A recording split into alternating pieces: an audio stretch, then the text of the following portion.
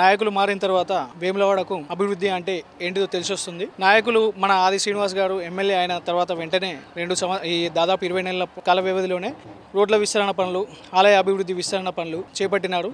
ఇందుకు అనుగుణంగా ప్రజలందరూ ఆయనకు మద్దతుగా నిల్చున్నారు.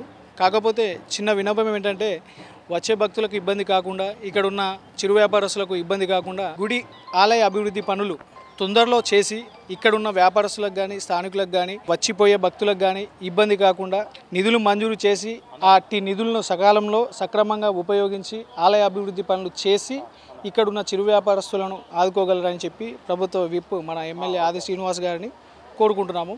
ఇక్కడున్న చిరు వ్యాపారస్తులు కూడా ఆలయం మీద ఆధారపడిన వారే. పూలు, పండ్లు, హోటల్స్ కానీ, లాడ్జింగ్ వ్యవస్థ కానీ, ఏదైనా కొబ్బరికాయలు అమ్ముకునే వ్యాపారస్తులు కానీ ప్రతి వ్యవస్థ ఆలయం మీదే ఆధారపడి ఉంది. ఇటు చిరు వ్యాపారస్తులను దృష్టిలో ఉంచుకొని ప్రభుత్వం మన ఆది శ్రీనన్న గారు ఆలోచించి కొంచెం ఆలయ అభివృద్ధి పనులు తొందరగా పని కంప్లీట్ చేసి భక్తులందరికీ దర్శనం కల్పించేలా చేస్తే ఈ మన చిరు వ్యాపారస్తులందరూ కూడా సంతోషంగా ఉంటారు. ఇట్టి దానిని దృష్టిలో పెట్టుకొని మన ప్రభుత్వం ఆలయ అభివృద్ధి పనులను వేగవంతం చేసి రాజరాజేశ్వర స్వామి ఆలయ అభివృద్ధి దర్శనాలు భక్తులకు కలిగేలా చేయగలరని చెప్పి మా వేములవాడ పట్టణ ప్రజల తరపున కోరుకుంటున్నాం.